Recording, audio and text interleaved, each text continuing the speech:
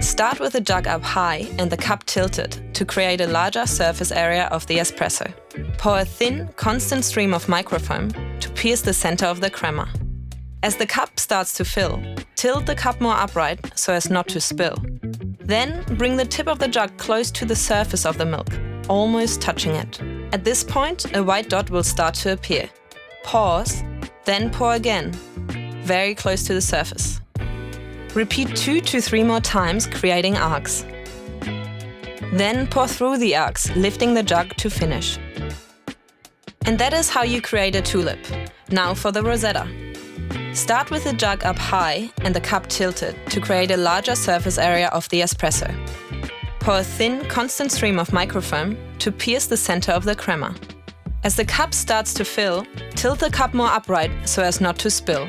Then bring the tip of the jug close to the surface of the milk, almost touching it. At this point, a white dot will start to appear. Keep steadily pouring, making the dot larger, gently moving your jug from left to right, creating leaves. Then, pour through the leaves, lifting the jug to finish. Good luck with your journey!